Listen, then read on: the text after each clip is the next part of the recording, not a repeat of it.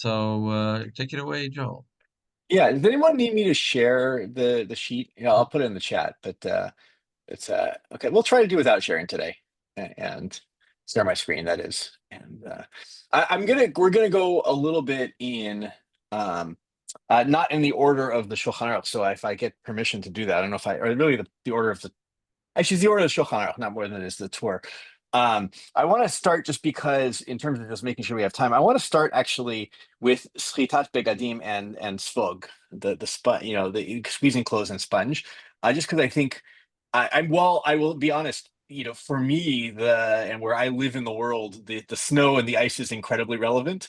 I don't think it's relevant to everybody, and probably relevant to me more of the year than it is to most people in Michigan. And also, just I think that the sponge itself and squeezing clothes comes up so much in everyday Shabbos life, and so I want to make sure we spend some good time with that. So I want to actually just throw it out. Just I think people probably know this, but just like there are, even though, and we see this, I signed this page, I think it's Beit Yosef Ted Vav, where he says this outright, and other people say this outright. But what if I have a liquid inside of a solid object, and I extract the liquid?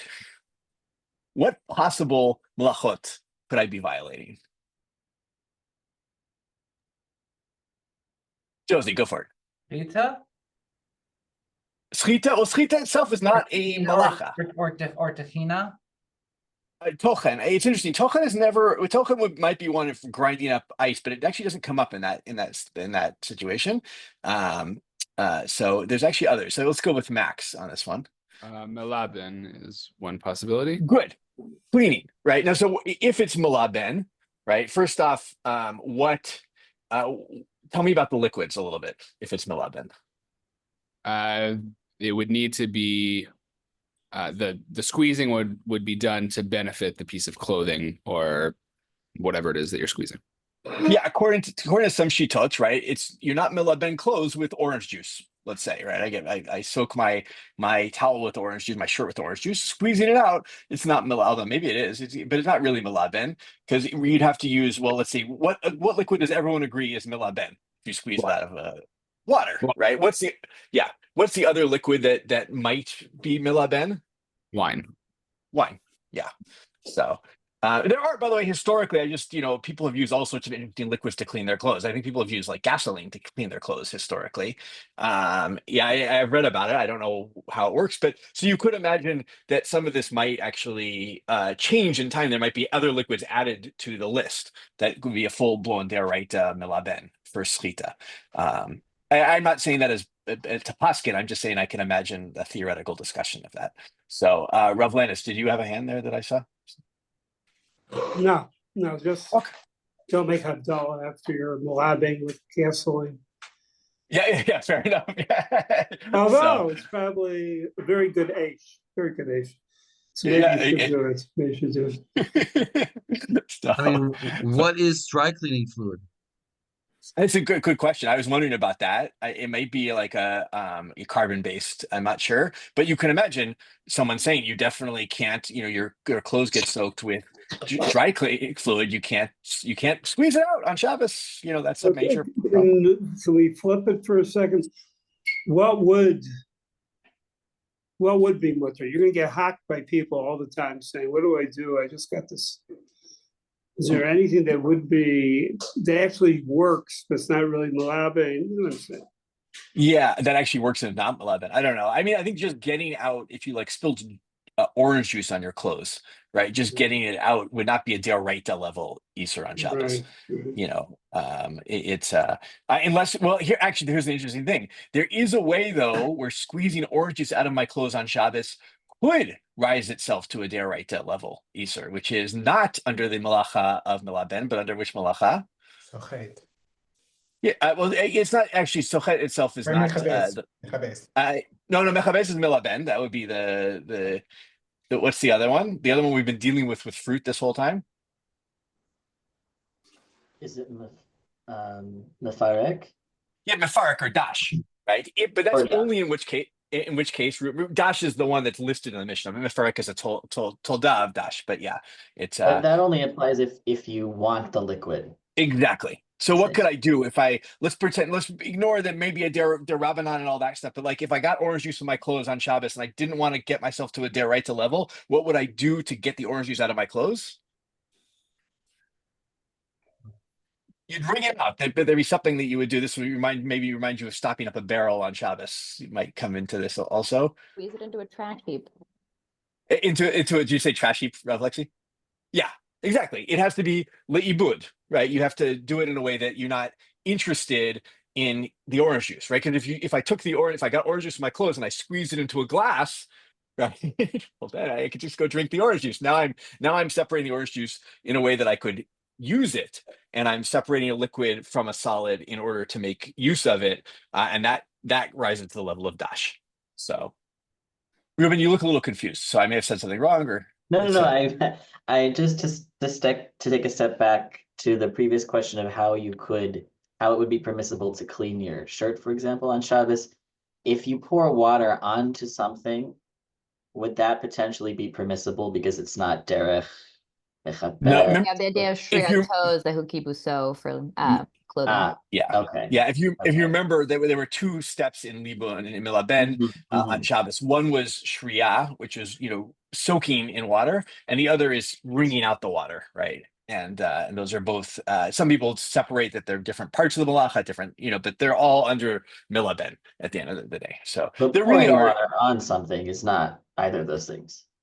No, it is. That's called shria, and that could be a problem. That's there are some permissibility if you remember of, let's say, you have a child who urinates on something, of taking like some water in your hand and to neutralize the urine, right? That you could do that, but not. But in general, you cannot pour water on things to clean them on Shabbos. That is Even though there's no soaking. Yeah, even Okay. then, that's a method of cleaning as well. So. Okay. Like the idea of putting water on something intentionally is considered, it's somewhat confusingly, that's being referred to as soaking, like not just putting something in like a tub of water, but just like pouring water on my shirt to just stain there is also considered like shria. It's considered shria. Okay, thank you. That was confusing. Yeah. Look, I think you're bringing up an interesting. This has happened to me several times. I'm sure it's happened to many people where you spill something on a nice set of clothing, on a carpet, something like that on Shabbos. And there really are not a lot of avenues to, you can maybe wipe it up a little bit, but there's not a lot of avenues to fix it. So you're kind of stuck until after Shabbos, unless Rav Nachum or Rav Landis has a really good solution that No, but I always say it's a pact that I make with God. That if I won't clean it on Shabbos, then the stain will get healed. We'll be able to be healed after Shabbos. Yeah. That's And if you wear white clothes, then bleach a great cleaner. Yeah, fair. That's no, this is a major issue, because I think, and there are a lot of times when I've seen, people who are very dedicated, religious people who could, just like so shocked by the moment, right? When they get something on their clothes that they go and they do something. And obviously, that's the, people are their minds are scrambled by stuff like that. It's a different category, but it's an important thing to think about. You can remove like surface dirt. Yeah. So remember we talked about ways to do it in like through the inside of the clothes, so it doesn't look like you're scraping, and all sorts of other ways. But there are ways to remove it.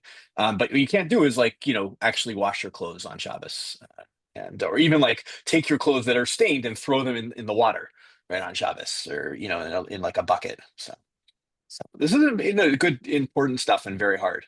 I think it's very hard for me because I've experienced this many times, where it's, especially if you have kids, and even if you don't have kids, if you're a little bit of a messy eater or whatever, or stuff spills, you get stains, and clothes can be expensive. Okay, we said that piece. Read the Kuzari on this topic. He say something interesting about this? This is Kuzari talks about Sefer Kuzari talks about the reason for Shabbos is so that we should have clean clothes. Because if we wouldn't have Shabbos, we would just go around in dirty clothes all the time. And at least this way we'll have clean clothes and we'll look nice. Well, at least we'll enjoy our money before the Cossacks steal it all. interesting. That's wow. He says this. It has to be understood. I can explain it another time. Yeah. So All right, good. With that, actually, I want to jump into some sources here. So we'll go to the Bavli Shabbat Memchet Amud Aleph. This story isn't only about schita. It's actually, we're going to see also some stuff going back to cooking or warming foods or warming liquids on Shabbos.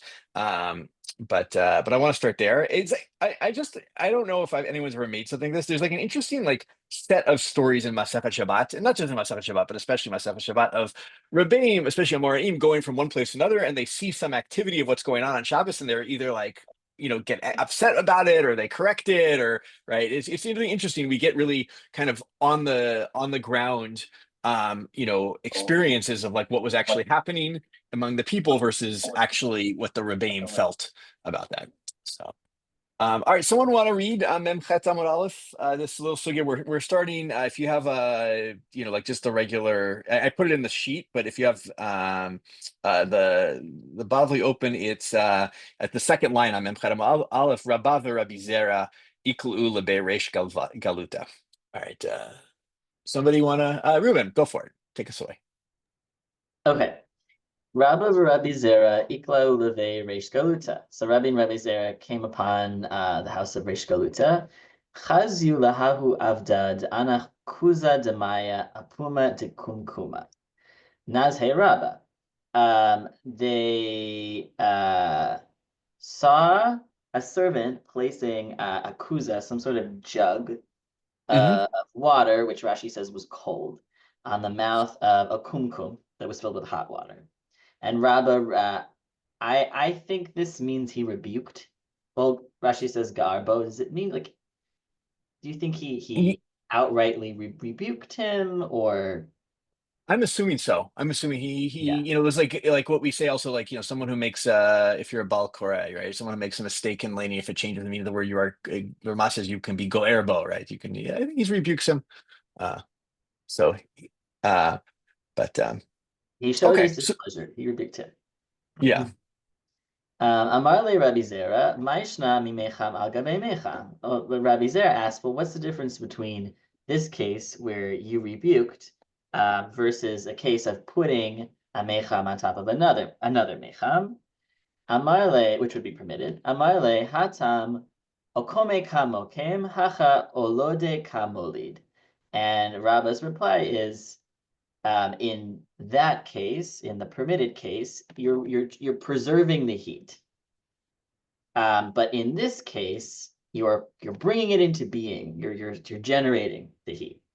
Exactly. Yeah. Okay, so that's part one about putting a cold water jug on top of a hot water urn, right? You can't do that on Shabbos because you're creating new heat in the thing. So, okay, part two. Part two. Okay. Hadar chazye difras das todar apume dechuba v'anach natla ilave nazhe rabba. So then he saw this the servant again spreading a das todar, which is Rashi says some sort of like head kerchief on top of a thing of water, some like barrel or a vat of some kind of water, and then putting a cup or a serving. She says it's a vessel for serving wine, a natla, some sort of. Oh, for drawing the wine out of the kuva, out of the jug, right? So it's like a serving cup that you dip into the water and then you pour for people. Yeah. So which I think is important. Why is that important? That the natla here is dipped into the water.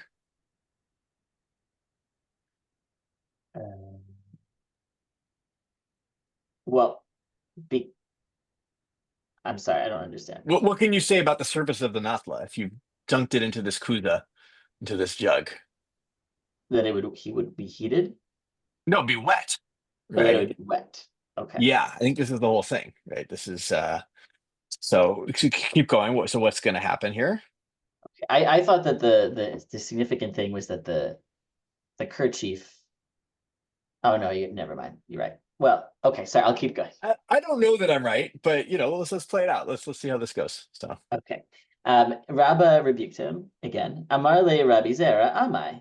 Rabbi Zera asks, why? Amar le hashta chazet. And Rabba responds, well, now see what's going to happen. L'sof chazie deka ma'atzar le, and ultimately the servant ended up squeezing the das todar.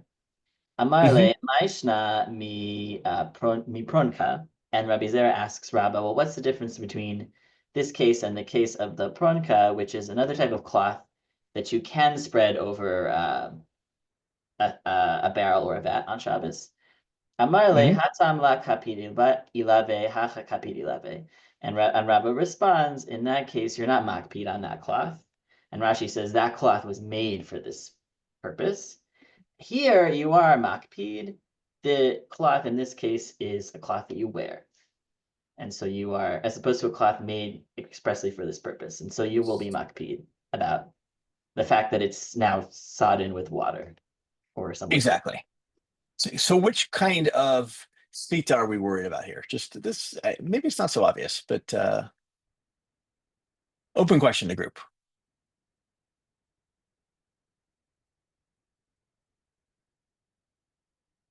I think the dash kind, I don't think so.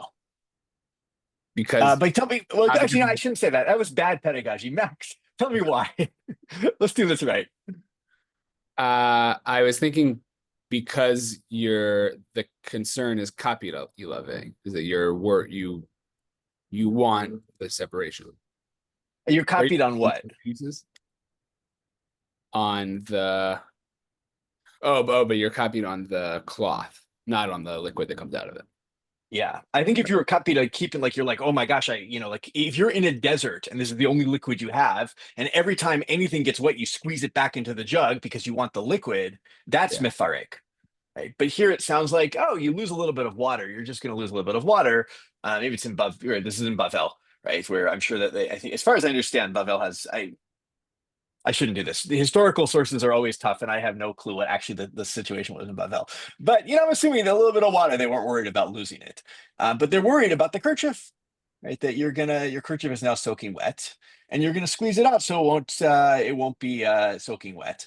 It wasn't a permanent cover for this thing. It was like a temporary cover, so you could rest the natla on it and maybe not have mayim migulim and all that kind of stuff. And and therefore, when you take it off, maybe who is it? Someone says you actually might come to want to wear it later, so therefore you're going to squeeze it out. Maybe you're going to wear the kerchief later. But the normal cover, who cares? It gets wet, whatever. You're not going to worry about it. It's not something that you're constantly squeezing. So, although I think there is Max, to bring back your point, I think there is a way to read this of you're concerned about the water, right? Not the Rashi way. What do you make of the fact that there's no problem of getting it wet in the first place? Good. Yeah, that's maybe I'll open that question to the group too. That's like, why don't we care? Like, if I have this, what's the punka? I assume that's how you pronounce it. This normal cover for the jug, that I don't care if the thing gets wet from the natla, and maybe the natla. It might be the natla's wet. It might also be the natla pushes the cover down into the water a little bit. Whatever it may be. Why don't I care about that? It's like if you have a difference between covering something with a plate that you need to eat with later versus there's an actual lid that goes on it. No, that's a bad analogy. What I'm trying to say actually is, here's better. Something spills on the floor and you wipe it up with the rag that you wipe everything up with. You're not worried about whether the rag is clean, whatever, versus you wipe it up with the napkin that's in your lap. Well, that's a nice napkin. You want to put it on your mouth later. Okay, you're going to put it in the washing machine. But the rag's just going to go in that gross corner of your kitchen that you don't want to talk about. We had a term for this, right? This was, I think it was it only a Tosfot? It was also in the Gemara. About the Tosfot talks about why you can dry your hands on a towel on Shabbos, right? What do they say? Derech lichluch. Derech lichluch, right? That's there. You're dirtying the thing, right? Sometimes this actually goes back. Sometimes putting water on stuff or putting stuff in water is dirtying something. It's not cleaning something, right? I would say maybe going out in the rain with your clothes, right, is derech lichluch, right? Nobody goes out in the rain to clean their clothes. In fact, nobody wants their clothes wet from the rain, right? That's but the same thing, right? You dry your hands on a towel. You're not trying to clean the towel. You're trying to clean your hands and get the stuff off your hands onto the towel. So this is the same thing. I think it's derech lichluch at this point, but so. Good. That's a really good distinction, an important distinction to remember. Okay. How are we doing on time? Any questions about the sugya before we keep going with this? I want to read a Beit Yosef on it, and then we're gonna get to sponges, God willing. So everyone, open up to the tour in Shin Kaf, and my pagination, even though I have the combination Shulchan Aruch HaBehir Shirat Devora, it seems to be a different one than everyone else has. So I wish I could do better, but it's Tet Vav in the tour, and it starts Hasochet Beged Leotzi Mayim Shebo Chayav. Max, did you hurt your hand? Yeah, Alexi was there for Yom Tov cooking mishap. Wow, I'm sorry. I hope it heals well. Speaking of to bring it back to Rav Lexi's shir from a few weeks ago on hekers with an oven, should also, when you take a stainless steel pot out of the oven, put a heker on the handle that it's very hot. Very fair, very fair. I'm sorry about your burn there. That's but I thought you were going to talk about dirtying cloths to stop blood, but which we will get to today, actually today as well. So, but I hope it heals well. All right, someone want to just read the tour Hasochet Beged Leotzi Mayim Shebo Chayav in Siman Shin Kaf. We'll get a volunteer here. Give me a thumbs up that people have found this. Okay, that's good. All right, who's reading? Before I volunteer someone. No, Ruben, you don't get to volunteer. You already volunteered.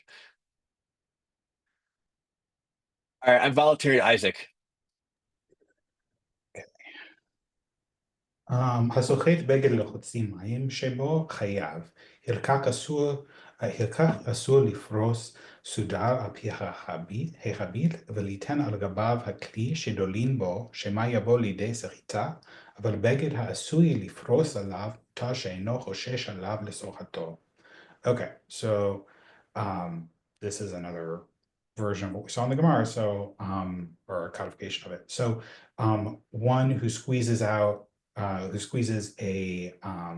garment in order to get the water out of it is chayav, and so it's also asur to spread a sudra, like a head wrap, across the top of a barrel, and to put some vessel on it so that it soaks into the water, or like it gets pushed into the water, unless you end up squeezing out. I think Klisha the limbo is the vessel which you draw the water, right? Like a same root as dali, like a bucket, right? That you draw the water. Also, dalad lamed yud is to raise up in Aramaic. Also, I think I've been misunderstanding this entire concept. I kept on thinking that they were putting it on top of it to keep it from blowing away. Is this actually a thing where you're putting the cloth on it so that bugs don't get in it, and then you're actually pushing the ladle down on top of the cloth so that I think you're just yeah. I'm assuming that you're covering the kli just to protect it, right? There's a whole thing. It could be bugs, could be venomous snakes, whatever it may be, right? But then you have that space, so you happen to like put the kli that you gotta put that kli that you're using to take the water out somewhere. You don't want to leave it in the barrel. So what do? You put it on top of the covering. So they would solve all these problems if they just had a hook on the side of it, but they don't, for whatever reason. So all right. So then you put this ladle that you get the liquid out on top of the fabric, and that's a problem because you might end up squeezing out the fabric. But if you have a cloth that's made specifically to put on top of a barrel of liquid, there's no problem because you don't worry that you're going to squeeze it out because it's supposed to do that. Exactly. So, by the way, what level Isur is this? Just want to.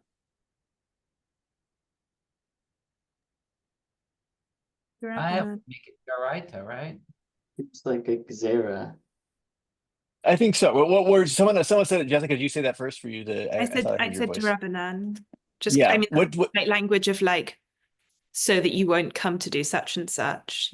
So. Yeah, the Shema X is usually the Rabbanan language, right? Lest you come to do a deraita, Easter. Now, of course, in the story in the Gemara, the Evan does a deraita action, right? They actually, right, remember they wait, and he says, "Why are you angry?" He says, "Wait, just wait, see what happens." And the guy goes and squeezes it out, and then he comes to deraita. But the gezerah is there to stop it, right? And in fact, it was Rabbah, right, who gets angry beforehand, right? Because he's angry because he doesn't want the guy to come to do that. It's actually really an interesting side. I didn't think about this. Of like, instead of he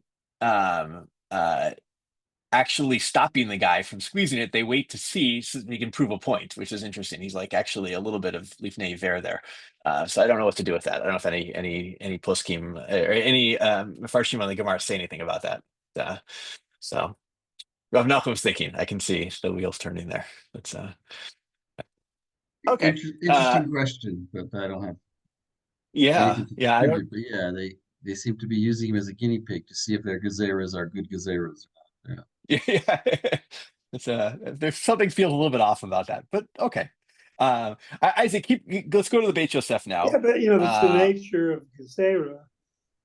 Yeah, go for it. The Gezerah has to like work, or else the Gezerah disappears. And we're talking about next generation, so in that same generation. Mm-hmm. And so that's why they always give Lashonos that everyone was Makayim it. It means that pronouncements alone don't necessarily do it. A lot of Gezerahs can fall away. Well, you're saying it wasn't yet a gezerah. He thought it was his personal opinion, and the other. So maybe he's wrong. So we'll see. Yeah, it's like, do we need a gezerah? And they get a chance to check it out. So the grandfather told me. My grandfather told me that he was by the Brisker Rav, not the Soloveitchik family, but Rav Diskin, who was the Rav of Brisk, and then came Yisrael, was big Gadol, and for Bedikas Chometz. And when they finished Bedikas Chometz, the Rebbetzin put the broom outside, and he ran to bring the broom inside. My grandfather asked him, what's it happen? He says, if I don't bring the broom inside, next week, all of Yerushalayim are going to be putting their broom outside after Bedikas Chometz. So, you got to be careful what becomes a gezerah. Oh. All right, let's go to the Beit Yosef. Isaac, keep reading for us. This is in Tet Vav. We're going to get a little bit of a repeat of our story, and then we'll get some of the Rishonim on it. So go ahead. Yeah, חשוכת בגד וכולי, חלקך אסור לפרוס סודר על פיך, ביט וכולי, פשוט בראש פרח במאי טומנין, גבי עובדה דרבה ורבי זרע בריש גלות. I'm sorry, I can't read properly today. Please forgive everything I'm doing. Okay, the Talmud You're doing great. Yeah, keep going. לפרוס על הביט, לא קפד עלך, אם הוא שרוי, שהרי לכך עשוי והלקח לה עתה לידי סחיטה, כך פירוש רש"י, וכך הם דברי הרמב"ם, ורבנו יונה כתב... It's Rabbeinu Yerucham. Oh, sorry, רבנו ירוחם. וזה לשונו, חיסוי שמשימין על הביט של מים, אם הוא מבגד שלובשים כגון חלוק או כיוצא בו, אסור לכסות בו, אבל כיסוי מבגד אחר שאין לובשין אותו מותר, ונראה לי שאין דבריו מדוקדקים אלא כדברי הרמב"ם ורש"י עיקר. But you have to translate the whole thing. Just give me the difference between, this is Rabbeinu Yerucham, who I was thinking about before, between Rabbeinu Yerucham and Rashi, and the Rashi Rambam school, which is something we don't get to say too often, and the Rabbeinu Yerucham school. Here. Okay. So basically,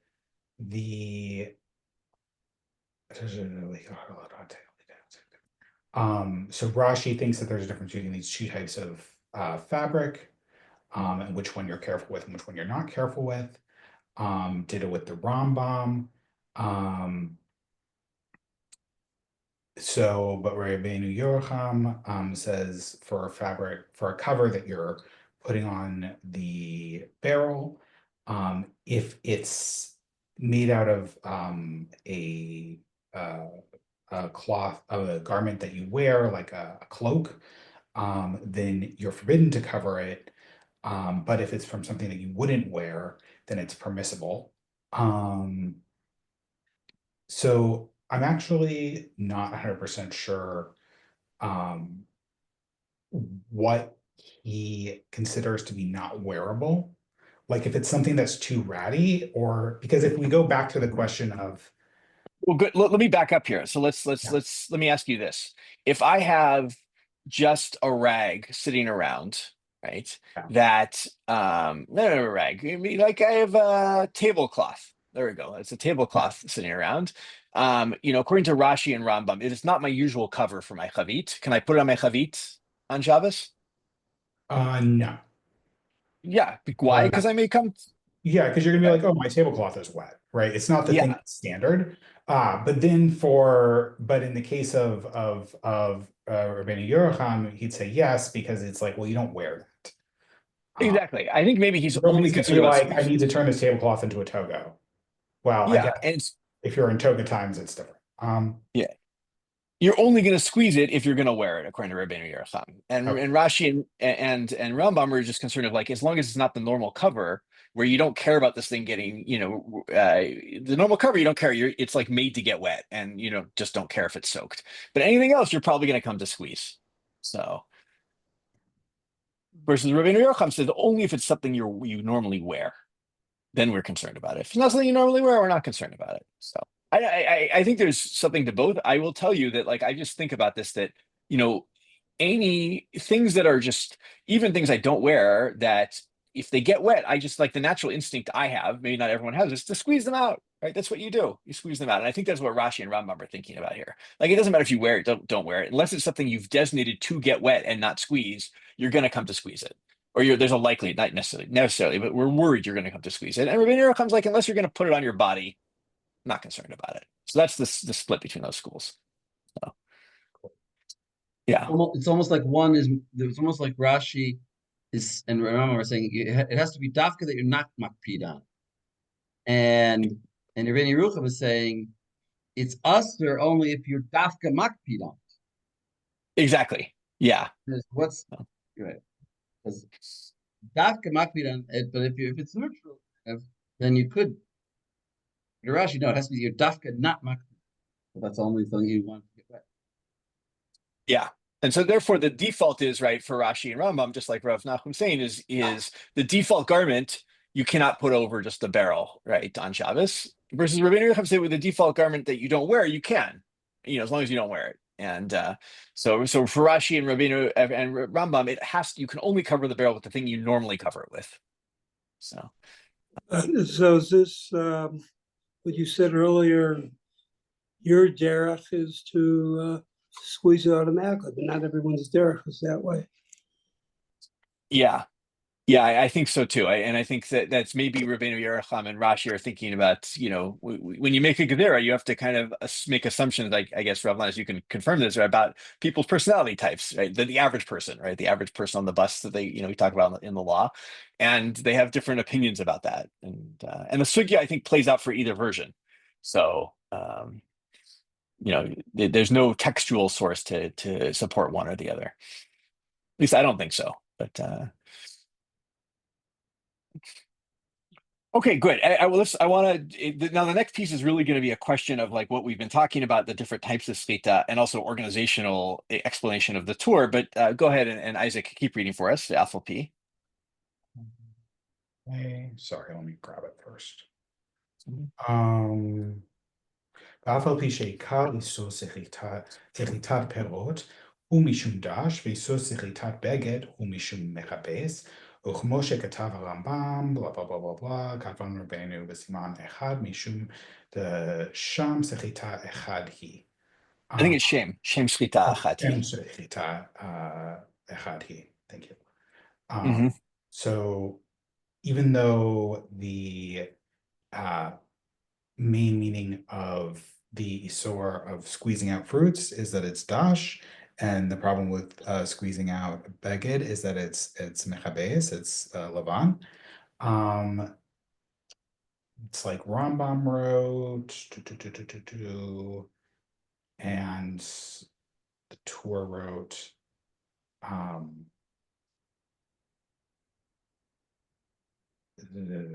mishum Shem Sechita Echad Hi. I'll help you out here. That his question is, well, why did the Torah put them in one siman, right? Why, if these are two different malachot, why put them in siman echad? And so, what's his answer?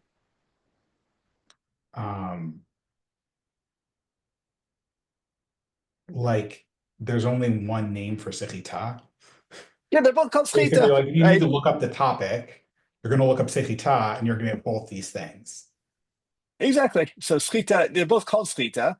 And this actually goes back, if you remember, and I think it was Shin Aleph, right? When we started out this whole project of learning Hilchot Shabbat and the tour, he said, I'm not going to organize this per malachot, right? That's not his organizational scheme. His organizational scheme is actually, some of it's based on the Pasuk in Yeshayahu, but he's not going, right? You can go, there are other books, like if you open the Chai Adam, he goes malacha by malacha, right? There's 39 sections, right? There's more than that, but he goes malacha by malacha and what falls under each malacha on Shabbos.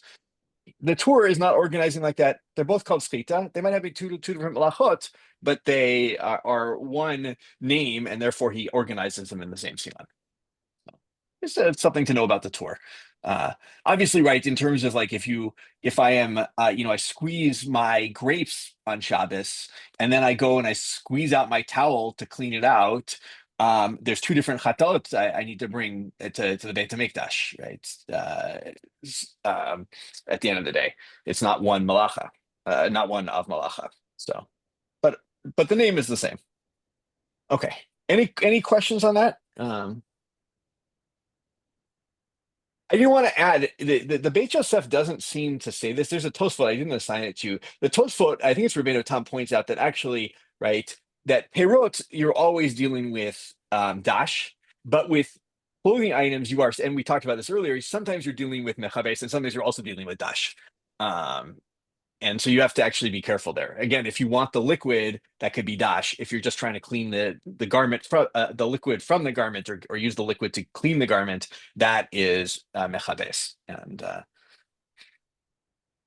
so the point of that is don't assume that the malacha of wringing something out of a garment is always just mechabes, because it's not. It can be either. So okay.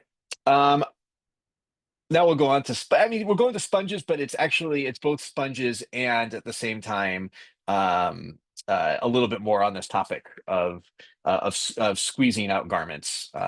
So I just want to start with asking this question. I gave you the definition in the Aruch, which also shows up partially in the Ramah, about what is a sponge, because I think it's actually a little bit important to understand what they're dealing with here. What is a sponge in their world? It's also in our world, but not what you think about using to clean your dishes. I don't think. Maybe some people still Like an use actual these. natural sponge. Yeah. It's a sea creature that has a really interesting mythology to it. Apparently, people saw that about there's some giant creature in the ocean that when it pops its head up, the sponge covers its eyes and it stops from taking out all the boats and which I have no clue if someone can point out the origins of that. I don't know where this comes from, but I think the main point of that is that this is not a synthetic sponge, right, that we're talking about here. We're talking about natural sponges, and there's a reason I say that, because if everyone looks at, it's page 3. Actually, we'll start in Masechet Shabbat. You can either, if you have a Mishnah, it's chapter 21, Mishnah Gimel. If you want to just look at it in the Bavli, it's Kuf Mem Gimel Amud Aleph in the Mishnah. I think there's might be 2 Mishnahs on that page, but there's only one. So this is actually, yeah, it's worth. I didn't give you. Did I put the whole Mishnah in here? I didn't. But let's do the whole Mishnah. Do I want to do the whole thing? No. I just want to give. Actually, I'm going to start reading the Mishnah. I'll give a little bit of the background because I want to just see the topic that's on this Mishnah, because there's actually 2 ways to read this Mishnah, and the Gemara is going to read it a different way than I think is the other way. But I just want to point it out with all this. So this is right. Beit Shammai omrim mavrin me'al hashulchan atzamot uklipin, uVeit Hillel omrim mesaleket tabla kula uminara. All right. So Beit Shammai said you can take the bones and the shells off your table on Shabbos. And Beit Hillel says, no, you got to like use the whole table and like kind of flip it over and or shake it off into the garbage, right? This is if people may hear of a custom when you get the crumbs off your table, or you don't use your hands, you use maybe people do this and use a knife or a spoon, right? What's the concern there?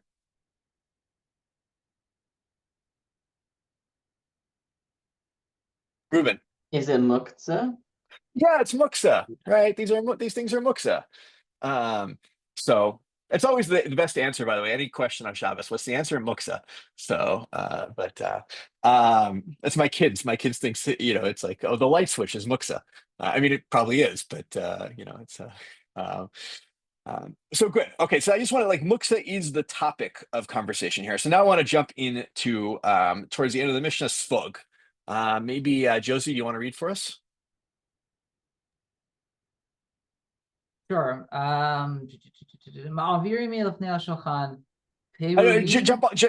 Jump further into the Mishnah, like towards the end when it starts with Svog. Svog, im yesh lo or beit achiza mekanachin bo, v'im lav ein mekanachin bo. Ben kach u'ben kach nital b'shabbat eno mekabel tuma. So sponge, if there's still a little bit of flesh left on it, it sounds like on Beit Achiza, I have to admit I did not prepare this, so I'm not. It's a leather handle essentially, right, on this thing. Actually, I hadn't thought about the fact that naturally I have no clue what sponges look like in their natural environment. I thought it was something that was artificially added, but it has a handle to it. So you have a sponge with a handle on it. You can clean with it, and if it doesn't have one, you cannot clean with it. And we have another opinion additionally that says in either case, you can pick it up on Shabbat, and it doesn't acquire tuma. Exactly. So on the face of it, right, before we get to the tradition that we're gonna inherit, what could this Mishnah be about? Why can't you move a sponge on Shabbat unless it has a handle? Because you might come to squeeze it right away, like by just what's the grabbing top? Because that's the way our tradition is going to understand it. But what's another way to read this Mishnah? I just want to throw this. This is kind of a little academic, but I think interesting. I mean, what's the topic of the Mishnah? Cleaning and the topic's yeah, that's also true. Well, that's really good, right? The topic is not actually muksa, the topic is cleaning, and that's how the two connect. Beautiful. If you just have a piece of sponge there, it could just be a piece of sponge. But if you set it aside and bother to put a leather handle on it, then you can then it's clearly something that's there for a purpose, and you would have set it aside. Yeah, it could be about muksa, but of course it's not going to be about muksa at the end of the day. It's going to be about exactly what you said about sponges are where they fill with water, and you're going to squeeze the water out. So, and in fact, look at the Rashi when Rashi says nital b'Shabbat. Nital b'Shabbat kashuhu naguv. When it's soaked. And the guv, the opposite, when it's dry. Right. Dry. So you can take it.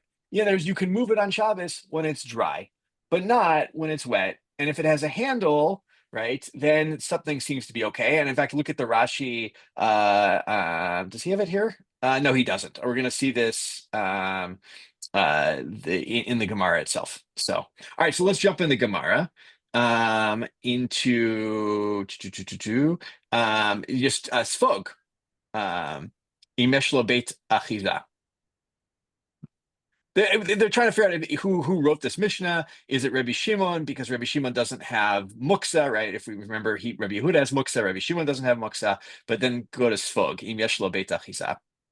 I'm looking for Svog. Im yesh lo beit achiza mekanchin bo v'im lav ein mekanchin bo.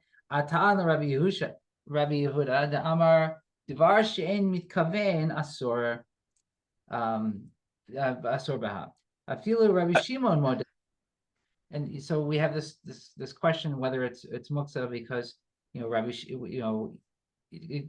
want to start with the idea that maybe it's Rabbi Yehuda, but it could also be Rabbi Shimon, because even he would say, "D'Abaye v'Rabba d'Amrei Tarvayu modeh Rabbi Shimon b'pasik rishei d'lo yamut." Right. So this, Shimon would say that if you're doing it like this, it could be a case of pasik rishei. Good. In other words, what happens with sponges if you hold a sponge? Grab it, you're going to accidentally squeeze some of it out. You can't help it. Exactly. Right. And so it's not about muksa here. This is about squeezing, right? And in fact, Rashi says, right, she'ein mitkaven lischot, if that but even so, it's going to be pseik resha, you're for sure going to squeeze it. Now, of course, how does the Beit Achiza help that? So if you, just thinking, not looking at the Gemara, but just thinking about the Beit Achiza, maybe by lifting it by that, you would avoid the squeezing. Good. And that's going to be one of the ways in which we're going to understand this, is that maybe you'll manage to not squeeze if you have a handle. Of course, some people are going to go nuts over that. Anybody who ever had a sponge with a handle knows at the end of the day, you wipe the table with it or you wipe your dish with it. What does it do? It still squeezes. Yeah. And so we're going to need to deal with that fact. Okay. So from there, we're going to go to the Rambam. I'm going to pause. How are we doing on time? Any questions on where we're sitting so far? Anything we need to clarify? Okay. Go ahead. Go for it, Josie. So it sounds like Basikom, in a dry sponge is okay if it's got a handle by everybody, and a wet sponge is problematic, either muktzah or schita. Well, I think at the end, the Gemara's understanding is schita. So just to clarify actually a little bit, a dry sponge, you can touch the sponge directly. You can take the sponge, you can hold it directly, right? And remember, again, we're talking about even the animal sponge, right? This is really what they're talking about. A sponge that has a handle, even when it's wet, you're allowed to take it on Shabbos and wipe the table with it, or and Rashi says the table, or the table here is, like think about the Pesach kind of table with individual tables, that you have. And I think if I remember correctly, the Mishnah Brura actually says the table or your plate. He adds that in. You can, do the dishes with it, kind of thing. So, but the question, of course, is, again, why is it if the sponge has a handle that it's no longer psik resha? What's going on there? So we're going to come to the Rambam and his good friend the Ravid, and how they deal with this. So, okay, let's see. Who hasn't read yet? Max, have you read? Max, we're in the Rambam just in Hilchot Shabbat, Perek Kaf Bet, Halacha Tet Vav. I'll give people a few seconds to find it. Starting Hamechabes Chayav. Okay, go for it. Chayav mishun melaben. V'asochet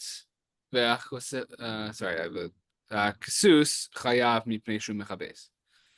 Okay, so laundering is chayav for melaben, and schita is when it's a piece of clothing, then it's a form of mechabes. Lefichach asur lidchok mitalis o moch v'chayotze vahen mipni. Yeah, I think it's matlit, by the way. Matlit is a towel or a rag. Yeah.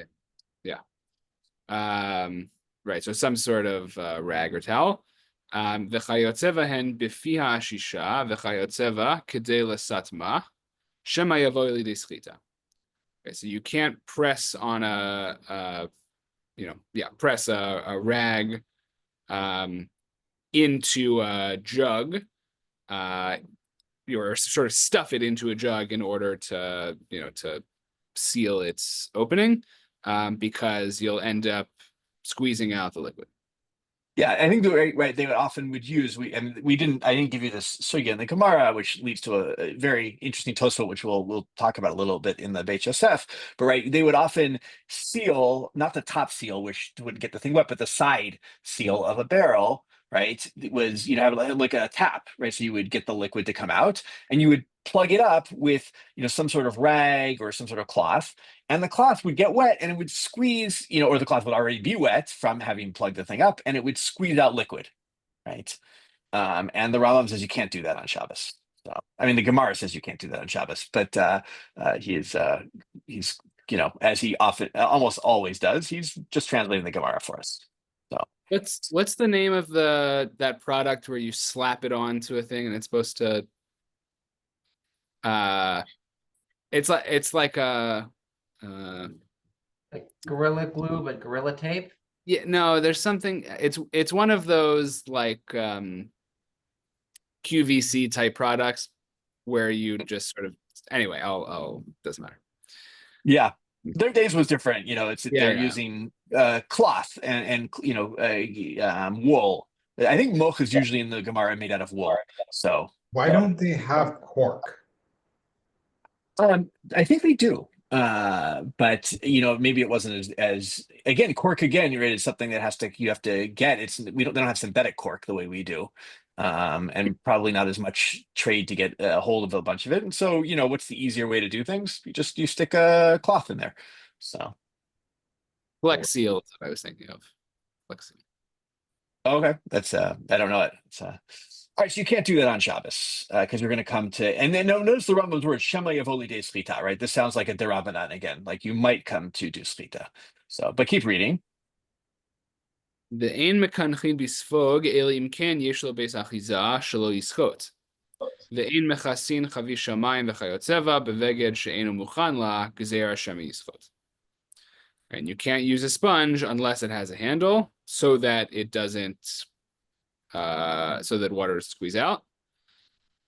And then you can't cover a barrel of water with a beged that isn't muchanla, that isn't made for that purpose.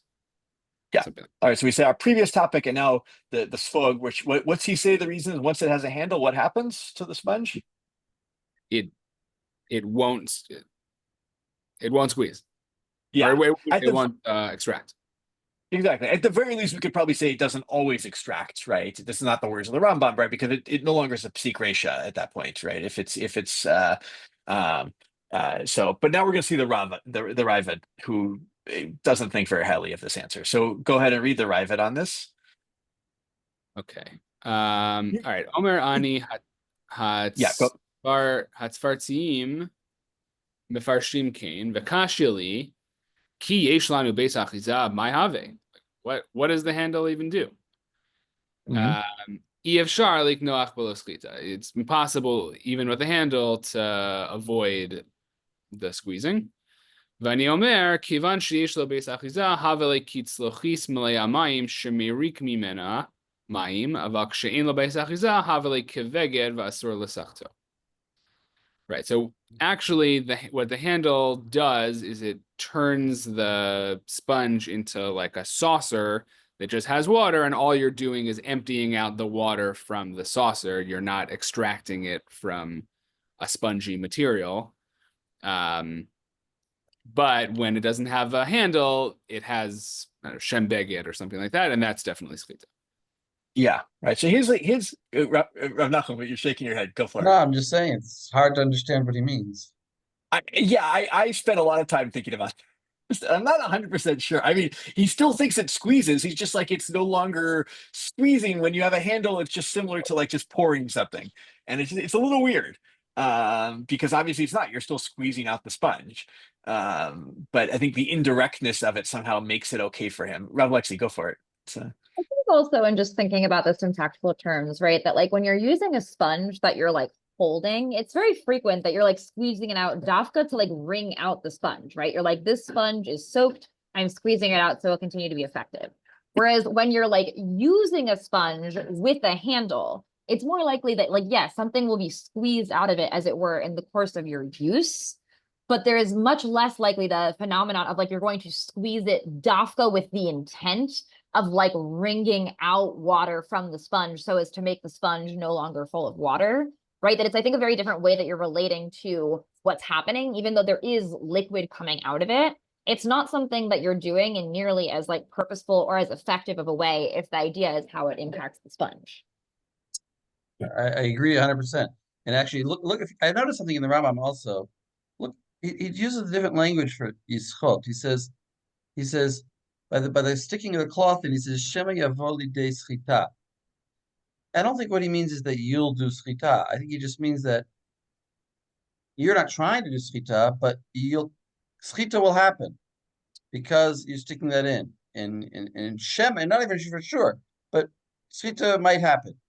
And then by the Beit Achiza, by the Sfog, Shelo Yishot. That is, you're talking about your intentions. That he Shelo Yishot, that he will not squeeze it because he's got a handle on it. He, the actor, will not squeeze it.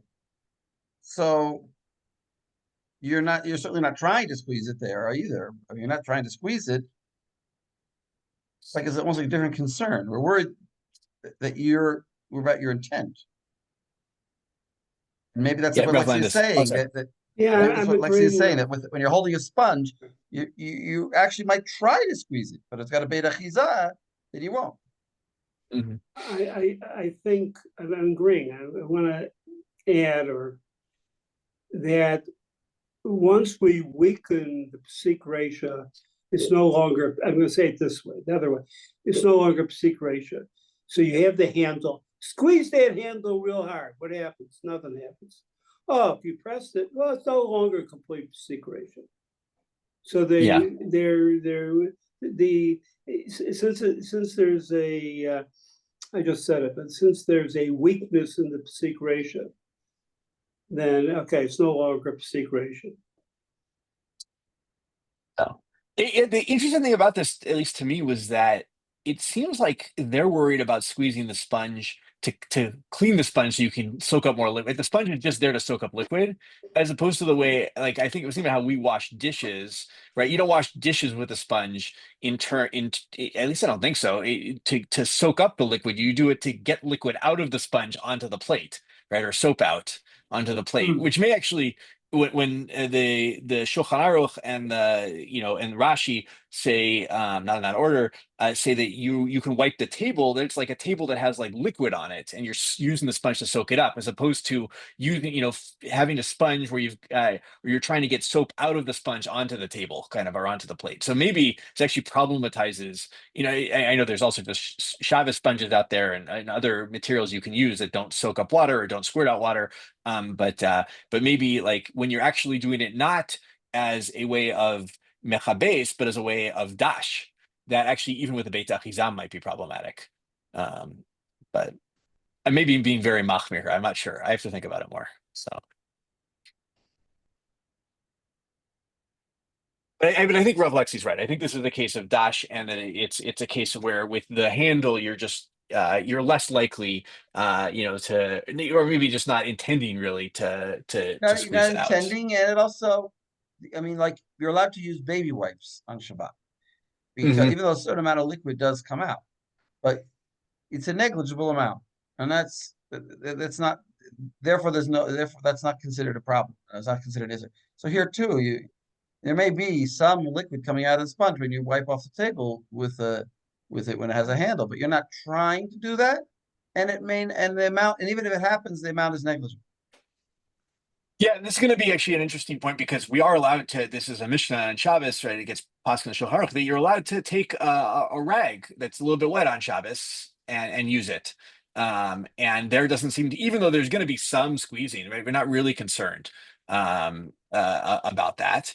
And so why that's not a concern, but this is an interesting question. So I think you're right. I think it's like, a little bit of squeezing that was unintentional is not a concern. It's really when it's an object when you're holding it, you're really gonna want to squeeze it out all the time to kind of reset Right. it. In some Rashi ways. says that when you squeeze it, you between your fingers, you get water comes out. Which that won't happen if you have a beit achiza. Yeah. So. Okay, good. Let's. I just want to do two more things on this, I think. Yeah. So everyone, let's go to the Shulchan Aruch, actually. In Shin Kaf, and I think this is Yud Zayin. So.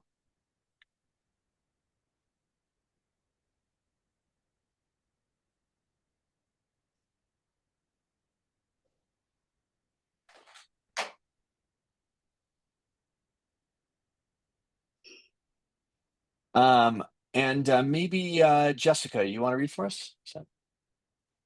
Sure. ספג אין מקנחים בה, אלא אם כן יש בה בית אחיזה, גזירה שמה יסחט. So, just like codifying what we've seen really, you can only clean with a sponge if it has a handle, and this is a gzera, so that you don't come to squeeze. Yeah, and go ahead and look at the Biragra, which is in mine, what is it, Kaf Zayin, I think, on the word gzera. גזירה, וצריך לומר משום סחיטה. Actually, before that, the Ta'ud Sofer, right? טעות סופר וצריך לומר משום סחיטה ועין מגן אברהם. We'll look at the Magen Avraham in a second. What's the Gra saying? That it's not a gzera, that it's d'oraita. Yeah, right. It's not right. Psik Resha, by the way, is what level, right? What level Isur is Psik Resha? Open question to group. I think it's d'oraita. It's not a gzera, right? It's if I'm going to do something that I'm not mikaven, but I know is a necessary outcome. That's a d'oraita Isur on Shabbos. Yeah, I mean the malacha is a d'oraita, right? Obviously, if it's a d'rabbanan, I don't understand. I don't understand. It's a gezerah. Shema, you'll do it. It's a d'oraita. I don't understand. Maybe I'm missing something. Good. Well, we'll look at the Magen Avraham, but I think the Gra is saying that if the sponge isn't doesn't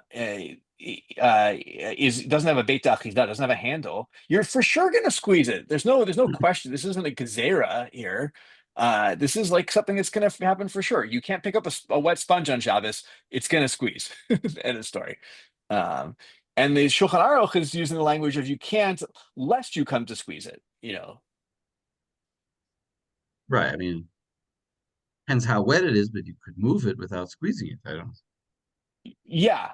I think that's. Go, I mean, sorry, all right, whatever. It's a very technical little point here. Yeah. Well, it's a question of, is there a way in which you could, use a sponge without a handle? If you're just like, is it, or let me put it this way, is it just not just, but is it a d'rabbanan where they're, like, it's, if I can find a way to use it without squeezing it, it might not be a problem because. I mean, if it's extremely wet, it's used as an example of something that's forbidden to move because the minute you move it, so you'll squeeze something out of it. Depends on how wet it is. Yeah. So. The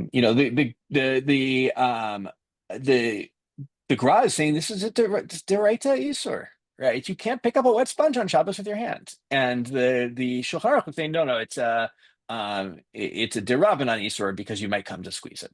So I think it's a difference, at least in some cases where you might say that we'd be allowed to do a d'rabbanan or something, but. If someone's sick but not deathly ill or something, it would be an example. Good. Let's actually look at the Magen Avraham Yud Tet. Yeah, let's do. Jessica, you want to keep reading? Sure.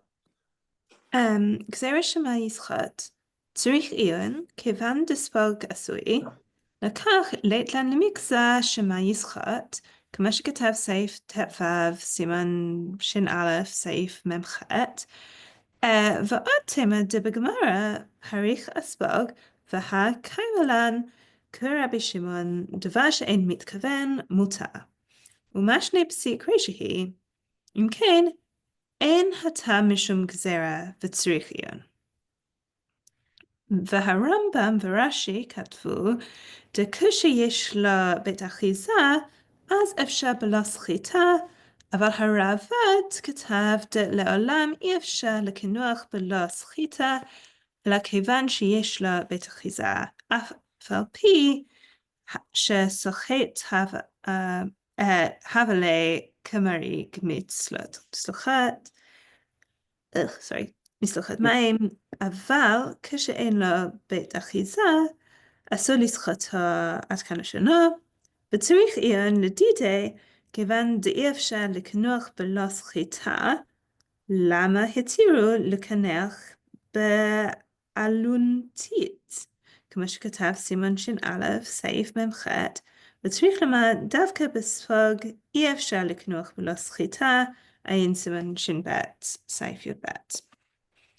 Okay, so You can do it in a summary if you want, if you'd like, not necessarily every word. So Great. Okay, so he's saying this idea that it's a gezerah doesn't make a lot of sense. Because like everything else, we've already discussed this case of a sponge. And even in the Gemara, we were talking about like whether it's mitz kaven or psik resha. We decided it was psik resha, which means it's an inevitable consequence, which means what's this like, lest you come to, it's an inevitable consequence. Of course you'll come to do it, so it doesn't make sense. Yep. And then he brings Rambam and Rashi and the Ravad and says like, this still doesn't really make sense. Because it's actually impossible to clean without, squeezing water out. So why would you permit it? Why would the Ravad permit it in this particular case? And that you need to say that specifically with a sponge, it's impossible to clean without water coming out. That's like where he gets to. Yeah, as opposed to a rag, right? Like one of these, Yeah. a wet rag, which is you can move that without squeezing. Now that may come down to a little bit of squeezing. It's not such a big deal. It's like really has to be like, or maybe it's the water on the surface. But I think the way I want to go with all of this, and this is why I brought all this, is my whole question is, people have those sponges with handles and they've got like soap in the middle of them and all that. And I'm like, well, how do we poskin on those? Because I think the Ravad would say it's fine.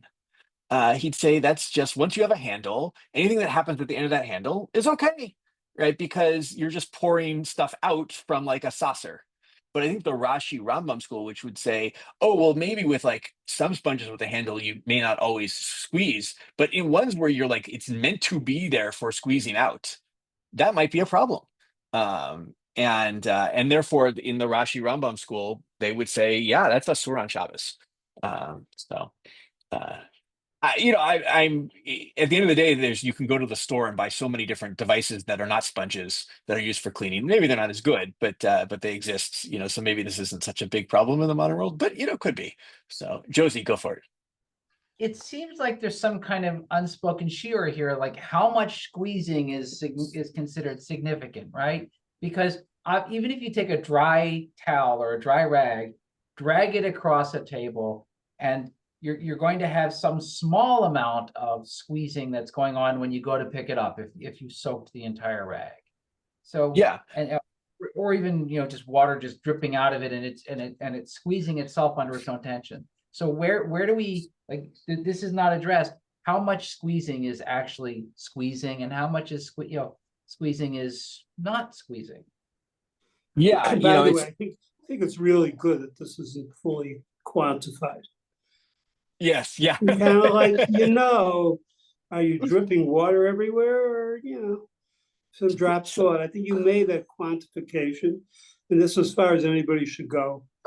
Right. I mean, they say like if you spill something on the floor and you need to wipe it up, you should take a large enough rag so that it won't drip when you pick it up. And the point is you have to use your safe. Yeah. That's a really interesting, good point. I think my own experience and my teachers can say more is a lot of Hilchot Shabbat. I mean, I know people like you can go. Rabbi Leah Sarna wrote a piece about using like hand lotion on Shabbos and how much and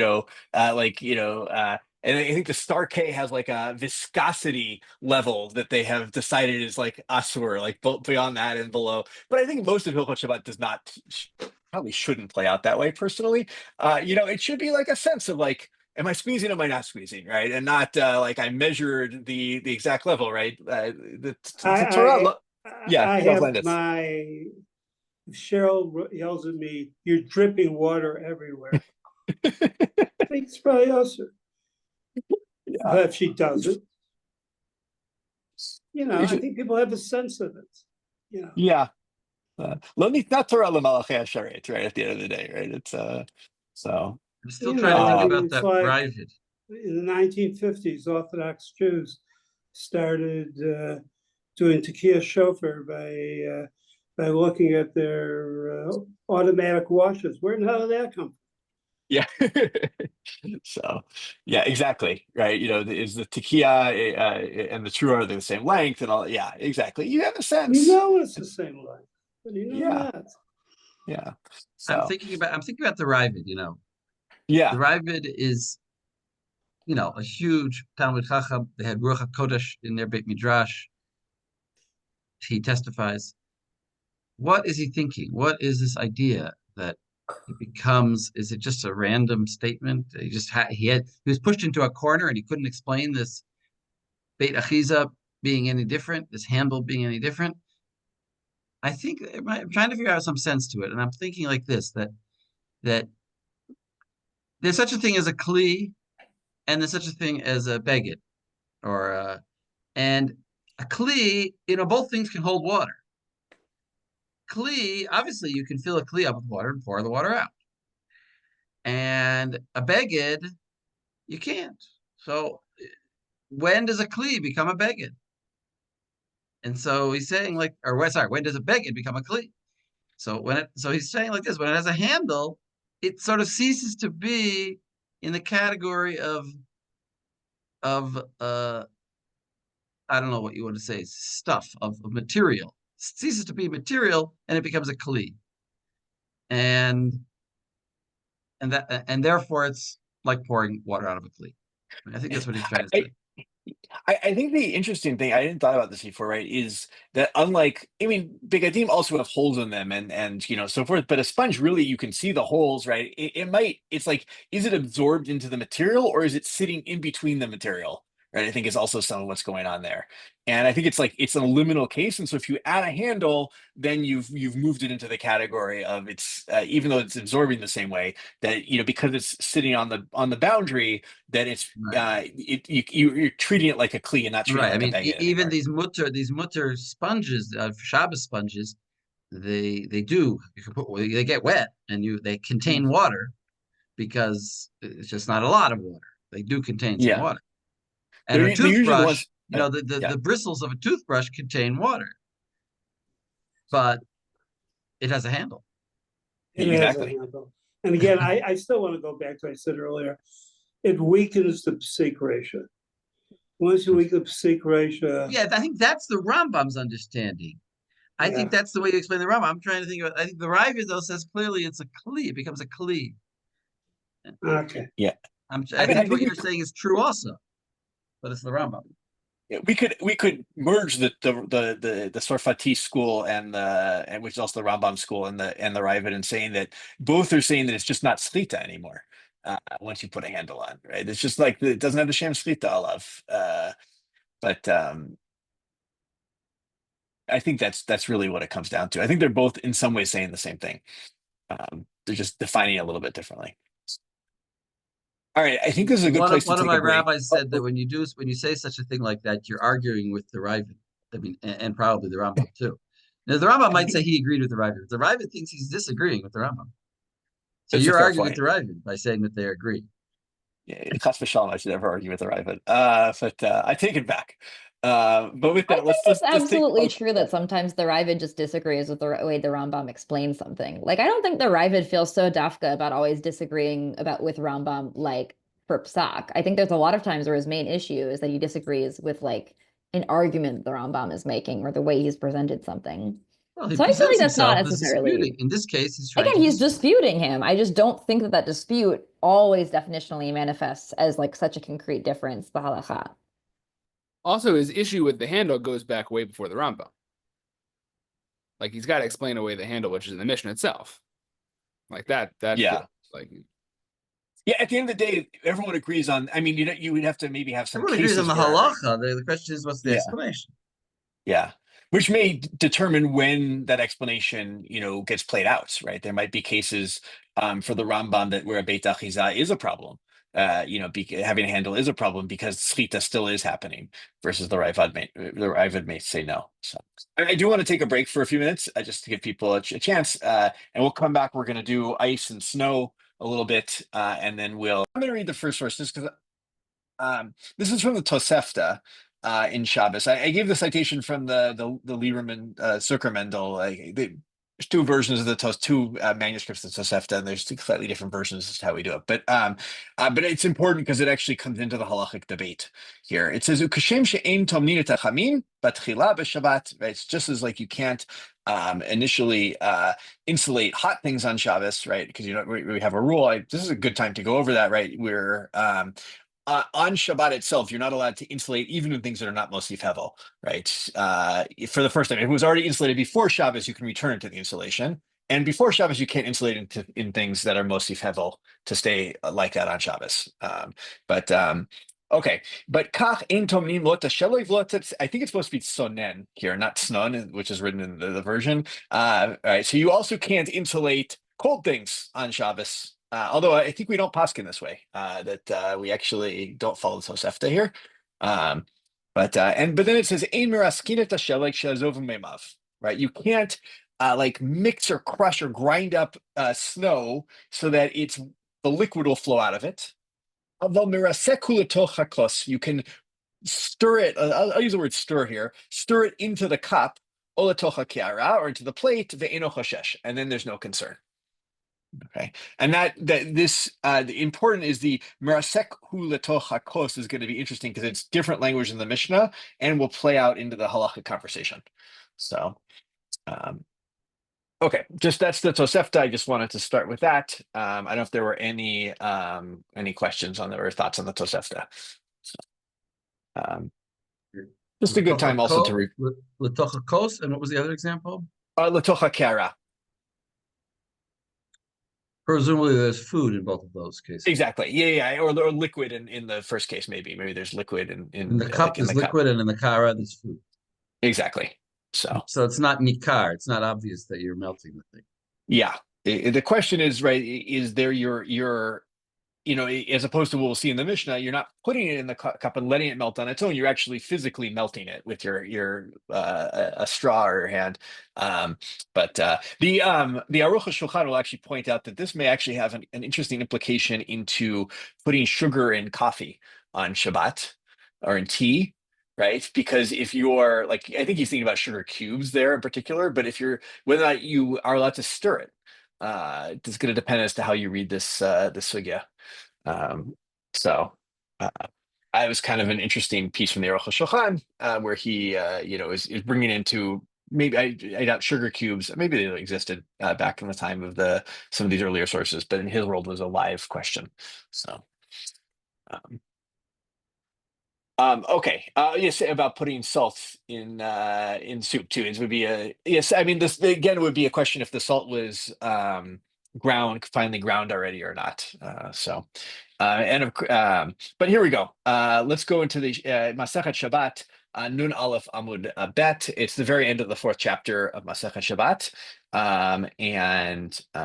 It's starting with ve'in. It instead of meraskin, it has merazkin, but it seems to be the same word, at least according to Rashi. So let's just get someone to read. Reuben, we're going to come back to you. You're back up. Great. Okay. Ve'ein merazkin lo et hasheleg v'lo et habarad b'Shabbos b'shvil shiazovu meimav, aval noten hu letocha kos o letocha kara v'eino choshesh. Okay, so you can't crush snow or hail on Shabbos in order to so that the water will flow from it, but you can put it into a cup or a dish, and there's no cause for concern. Exactly. And as you notice, right, the difference in the language from the Tosefta here, it's noten as opposed to, right, merasek, letochakos. But also 2 Rashis, I think, are incredibly important here. Read the first one, Kadesh Yazovu Meimav, and then the next Rashi after that. So. Kadesh Yazovu Meimav, so that the water will flow from it. Mishum dekam molid b'Shabbos. So it's because it's molid b'Shabbos, you're creating something anew on Shabbos, and it's like malacha, which is interesting. For you're bringing the water into the world, you're creating the water. Exactly. Right. Nolad. Yeah. Which maybe at the end, I'll talk a little bit about. Maybe we'll do Nolad at some point a little bit more. Right? There's actually a huge debate about Nolad on Shabbat, and if it's debate between, I think Rabbi Shimon and Rabbi Yehuda also, right? Whether it's Asur and how we paskin. But Rashi is saying here that what's the reason you can't crush ice into water on Shabbos or crush ice so you get water is because it's Nolad. right? This category of nolad, which is a what level category? Doraita. Derabanan. Oh, Derabanan. Yeah. I'm sorry. Yes. Okay. Yeah. So, this is why he says vidame le malacha shibura ma'imela. It's like malacha. It's not actually malacha. But a major category right now. Obviously, a major category on Yom Tov. Right, the entire beginning of Masechet Beitza. That's why we call it Masechet Beitza. Right, also called Masechet Yom Tov, is about the category of an egg that didn't exist beforehand and now exists. Okay, and read the next Rashi. Aval noten latoch hakos.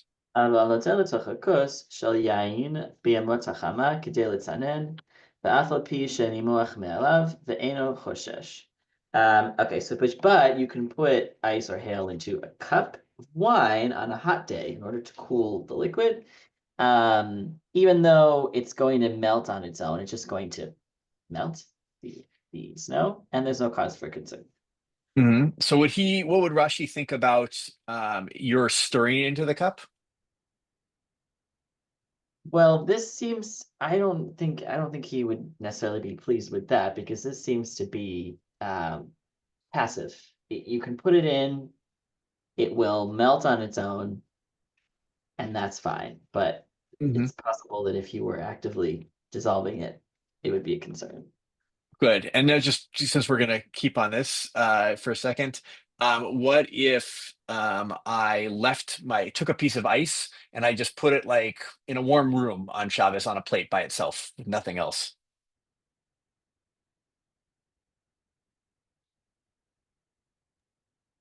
That would be fine. Good. Why? Well, it would be latoch hakara, and it's completely passive. Good. Maybe. Yeah, it could be. Now, what's the argument on the other side of that? Right. This Rashi didn't bring up these words, or Rav Nachum did, and I think this is a different way to look at this whole situation. Well, if you just have it melting on a plate, then it's creating new water in and of itself. Whereas if it melts into, a dish or whatever, it's just adding to something that's already there or expanding it. Also, it means like the physical plate, but you could also think that here it means the food specifically that's in.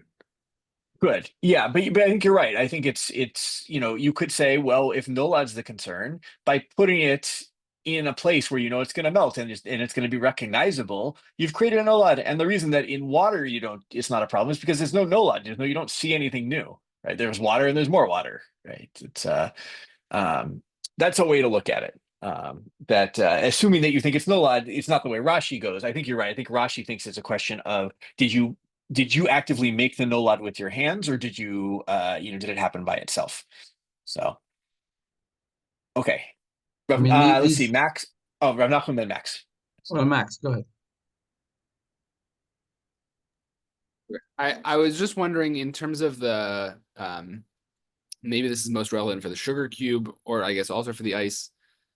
Would it matter if you put the ice in and then could you stir it after it fully melted and then has just been, or I guess in the case of the sugar cube, like would it matter if you put the sugar cube into a hot cup of coffee and then waited a certain amount of time that you knew that that the cube itself was gone?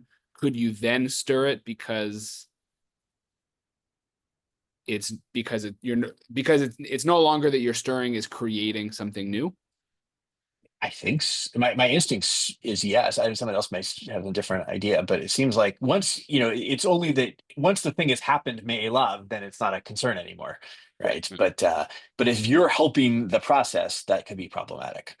Yeah. So yeah, you could say like we could say maybe there's a gezerah and all that, but although generally. If you wait for the process to happen, then you can go ahead and stir it, and it's not an issue. But we'll see. We'll see how all this plays out in the different. But I want to go to the Rambam. I just had a comment here. It seems to me, as this Tosefta versus the Talmud, Bavli, it's almost like one of those analogy questions on an SAT or because if you look at the first part versus the second part, you get a different impression between these two statements.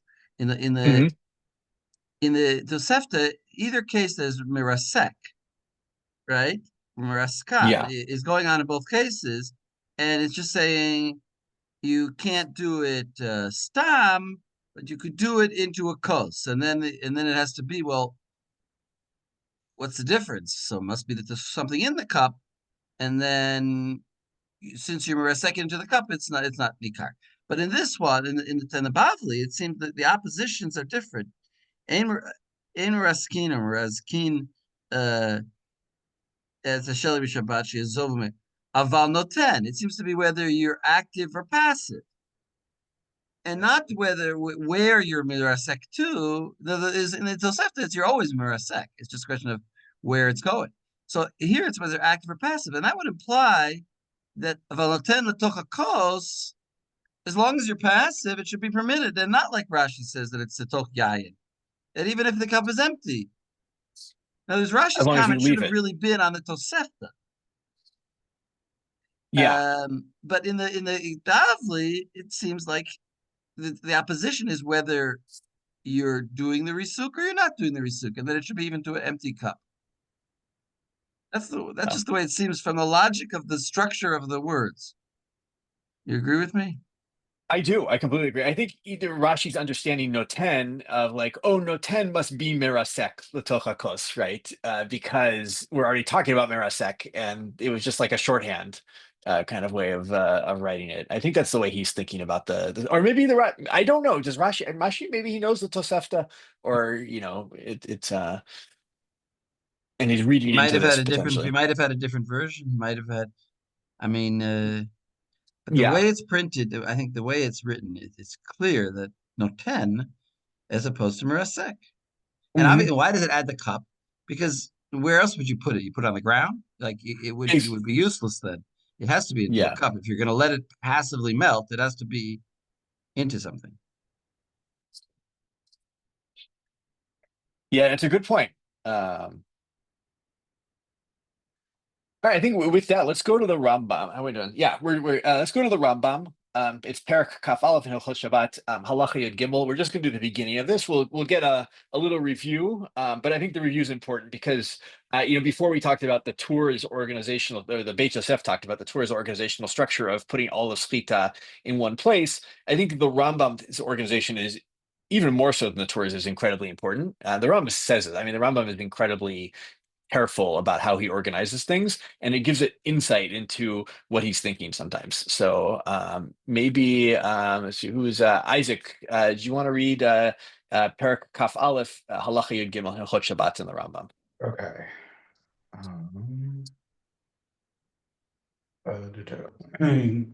כבשים ושלקות שסחתן,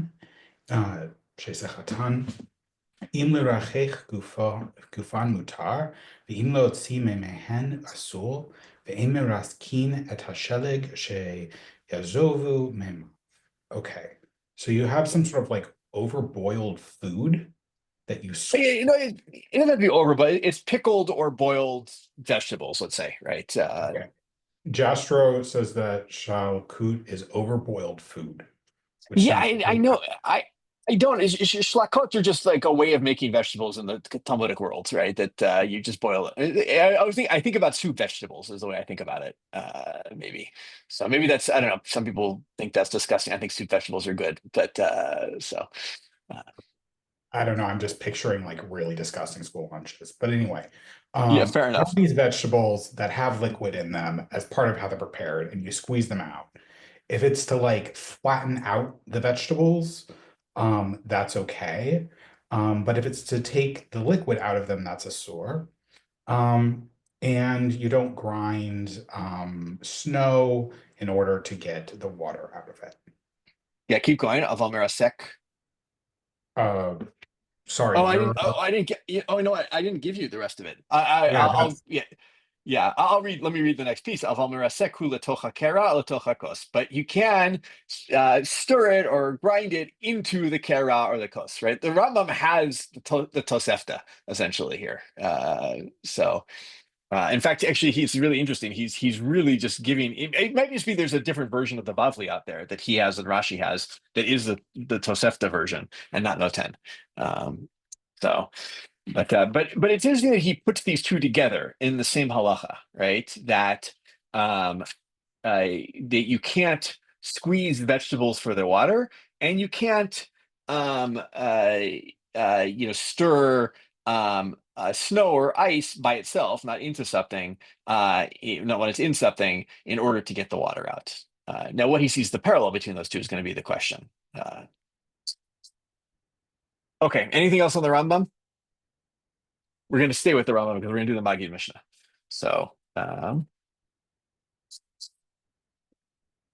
right, why don't we let's do the Magid Mishnah. This is, where did I want to start with this? I'm trying to remember. Oh, yeah, it's the Imras Kimat Sheleg. I have it on my sheet. I'm trying to find it in my actual Magid Mishnah. There it is. Isaac, keep reading for us. Okay. Sorry, I had to unmute myself. Okay. Magid Mishnah. Ve'ein meraskin et hasheleg v'hulei. B'raita sof b'mei tonin. Ve'ein meraskin lo et hasheleg v'lo et habarad v'hulei. Kilshon Rabbeinu.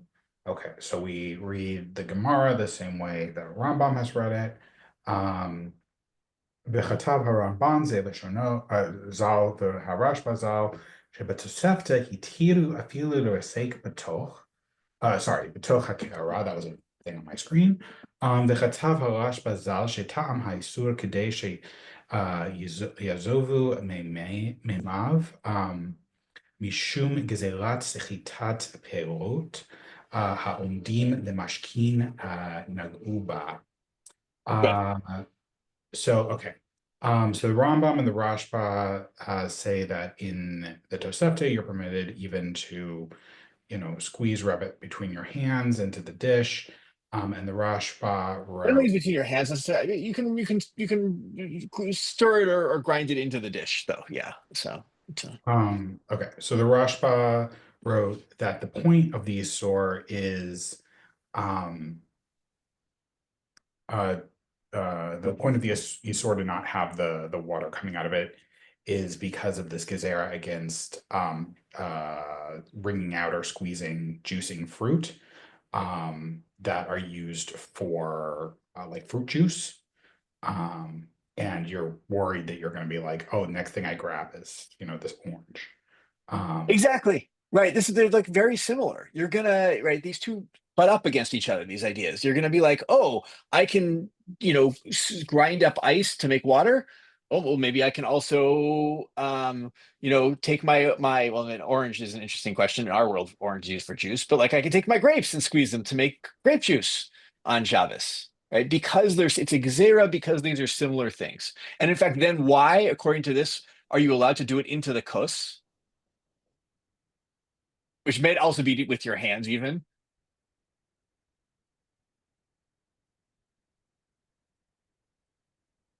Because you're allowed to squeeze fruit into food, right?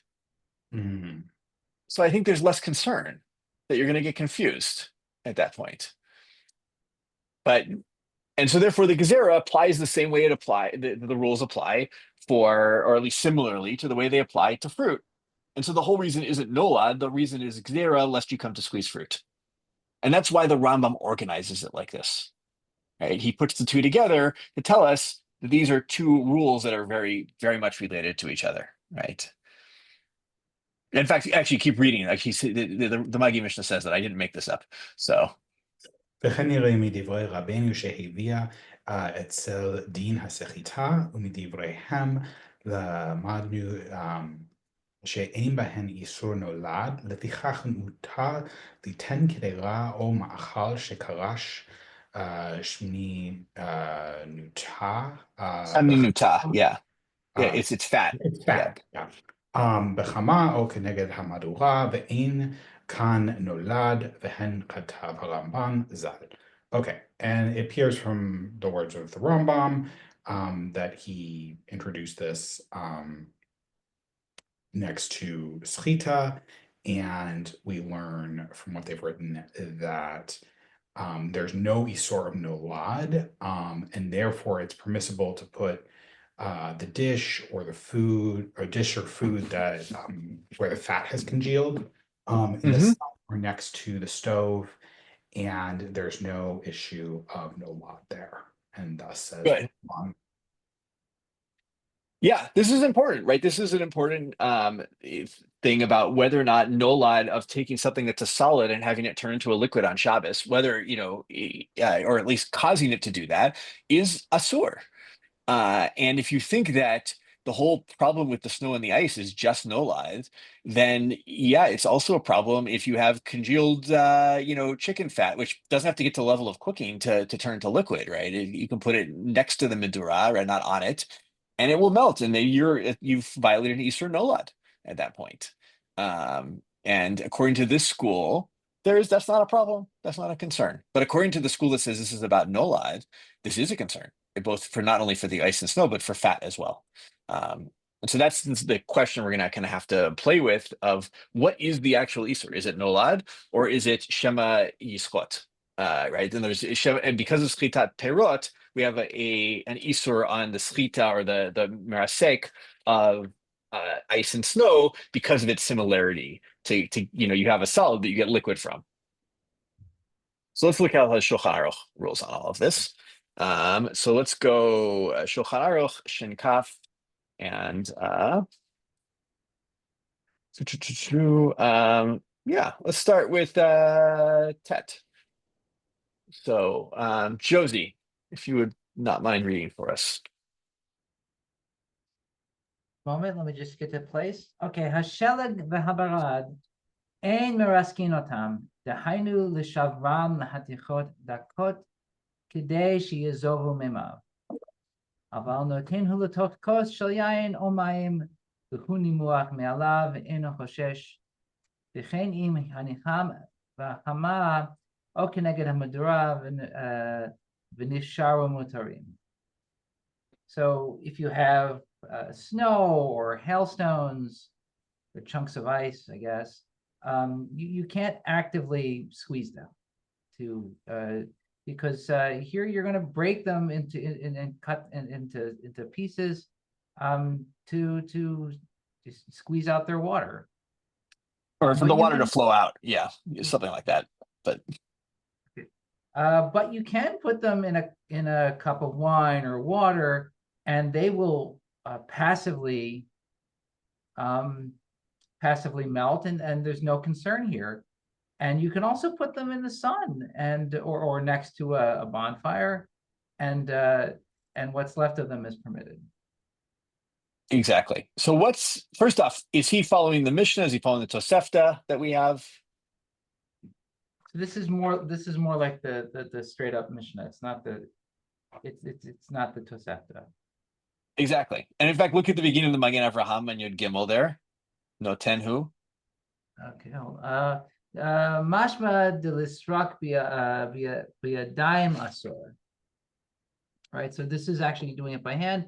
Aval haramban, v'haran, v'harambam, v'hamagid mishnah katvu b'shem hatosefta. Dafila listrak biyadayim latoch hakos share. The ta'am hayisor shema yischot. Yischot perot haomdim lamashkin v'kevan shnit arav amayim lo gazru. Ba'ayin saif yud aleph. We'll get there. So, right. So what's the Magen Avraham makes a big difference. He says, in other words, the Shulchan Aruch, what's his reason for not grinding or mixing up snow and ice on Shabbos? It's basically, it sounds like schita. It sounds like you're squeezing it out.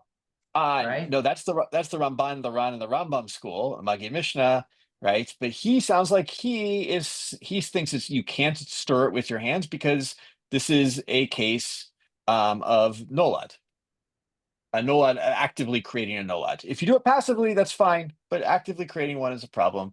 And he thinks this is about nolad, and this is not a case of Shema Yischot. So molid almost.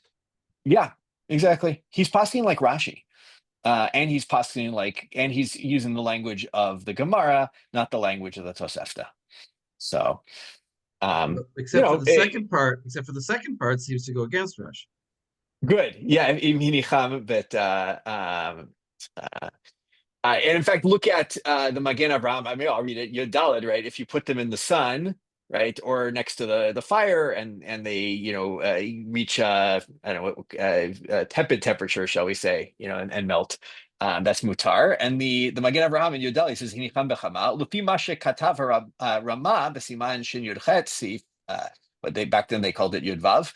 Gam hacha asur mishum nolad. Elim ken hu merav b'mayim. That's there. He's talking about fat that is congealed. He says you can't do that because so there's a debate going on about nolad, whether or not passive nolad is allowed on Shabbos or not. You put something in a place where it's gonna turn into something new versus you do it beyadayim. So it's interesting. He's actually paskening not like Rashi, not like the second Rashi, but like the first Rashi. The first Rashi saying that this is about nolad, but not the second Rashi who says that you can't.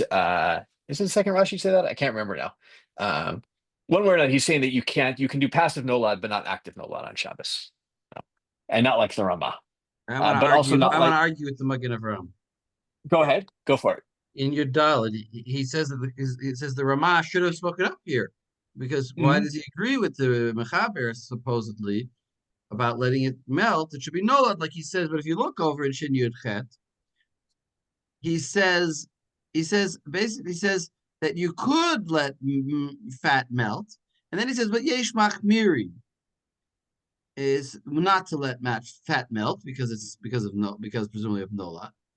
And then he says, Nagulach, so there's Yesh Machmir, if Nagulach, Mir becomes Sarach, Yesh is small Rishon. But if it's a Sarach, you could let it melt. So you see that the Ramah is kind of wavering.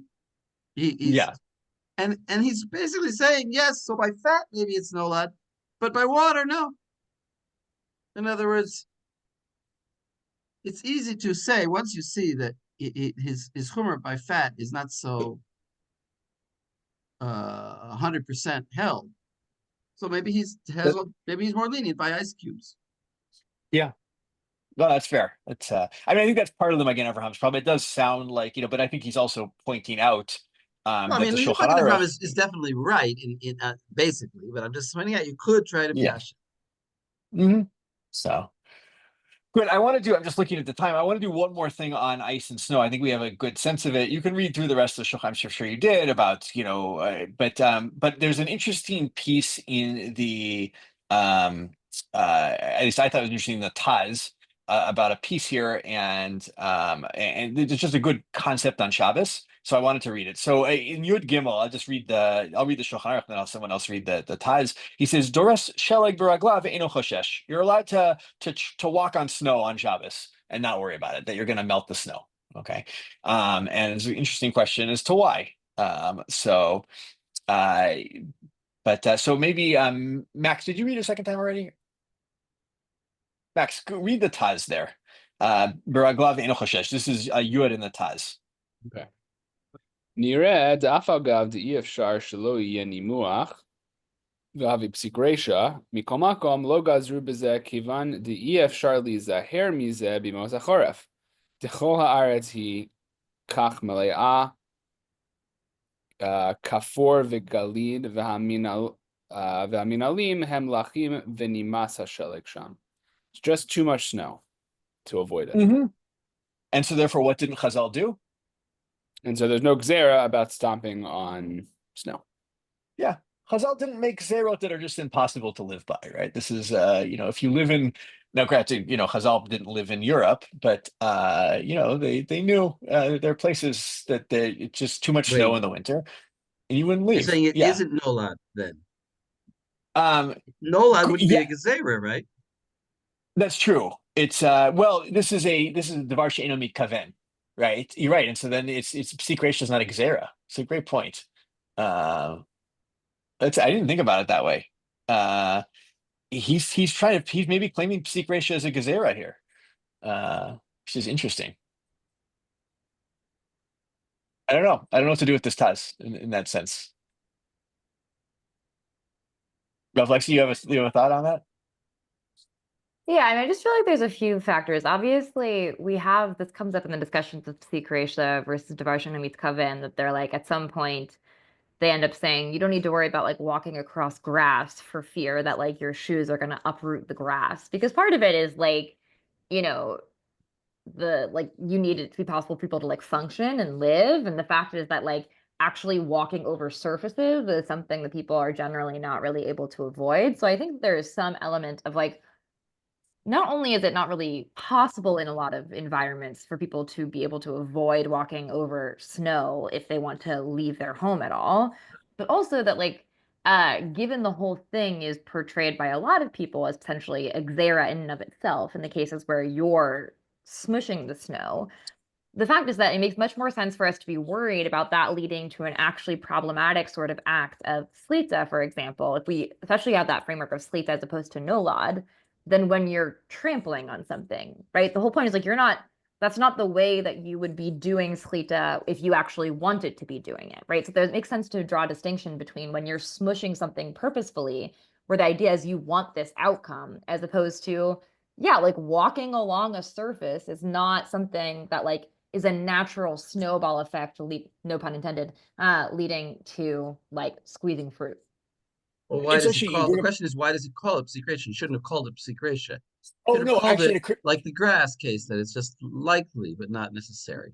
yeah, but it actually occurs to me it's a psik reisha of a derabanan, and so Right, it's it's a psik reisha psik of a reisha of a derabanan. xera. It's a psik Yeah. reisha that you will do this thing that is either only a derabanan of nolad or itself a xera of lest you come to do this other problematic thing. Was it a drabanan of nolad? If it's nolad, that's what was my point. Isn't nolad? Nolad's derabanan.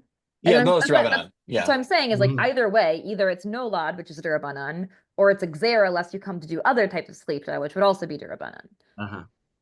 As Yeah. opposed to the grass, which like if it's considered to be 100, you're not supposed to wear like super spiky Okay, shoes right. where it's considered totally like Good, guaranteed that good. you'll uproot grass. So whether it's Yeah. nolad or it's gezerah shema yischot perot, either way it's drabanan. Exactly. Yeah. And so therefore they can make it. But that's an interesting idea, right? That not only were they like, Chazal were sometimes they were not gazru, but sometimes they were not gazru the psik reisha of something, right? Because it would be impossible. Like they still have a gzera on on not crushing ice, but they don't extend it to cases of walking on ice because it's impossible in the winter. So I mean, I've seen a similar svara like this even deraita, because you can say it can't be that the Torah would have prohibited people from like going out of their houses. yeah, there's a Gemara on that, isn't there? Somewhere in Masachet Shabbat, I can't remember where it is. And Masachet Shabbat says that there's no way the Torah like prevented people from like leaving their houses on Shabbat. Which is interesting, right? Because in Parshat Beshalach, towards the end, it sounds almost like they are, right? Lo tetzei ish mimakomo b'yom HaShabbat.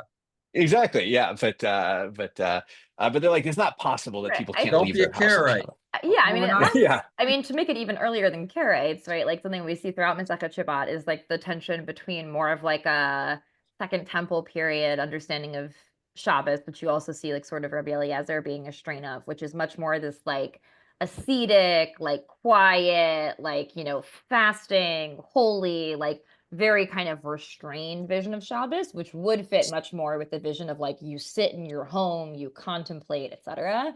Versus a lot of the rabbis who are trying to like balance this vision of kind of kedusha with one also of like oneg and community. And I think for the majority of the Chachamim and the Gemara, like, and in the Mishnah, they take it as for granted that like you wouldn't create rules on Shabbos that made it definitionally impossible to like be with other people and do things communally.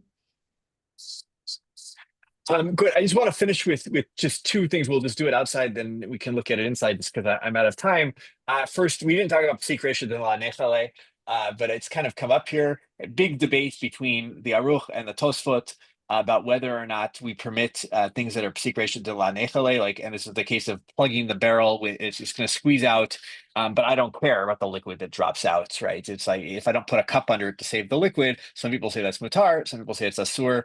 I just wanted to say it is for another time, but the Mishnah Berurah seems to imply in several places that when it's a case where the psik reisha is for an isur derabanan, we are matir psik reisha de la nechale, and not in cases where it's deraita. He never, I don't know if he ever says it explicitly, but he implies it a few places, in like once in the Shar Tziyun and a few others. And definitely, from everywhere I've heard, the way people tend to paskin is psik reisha de la nechale. If it's derabanan, there's reasons to there are ways to permit. If it's deraita, we don't permit. And generally, is the way we kind of fall on that debate. I know we don't usually do such direct talk in this class, but I'm doing it now. Maybe I'll unless my verbatim tell me that there's disagreement, but I've seen this played out a lot of places. I mean, psik reisha de la nechale, we don't hold because it's a psik reisha still, except derabanan. Except derabanan. So, yeah. And then finally, just I'll throw it as a question. If I dip my pita into vinegar, do I care that it gets colored on Shabbos? No. All right, that's the way we paskin. What is their concern if I dip my fingers into, I don't know, some sort of, very colorful spice, and I bite my hands on my clothes, right? What are the opinions on that? Probably best to avoid.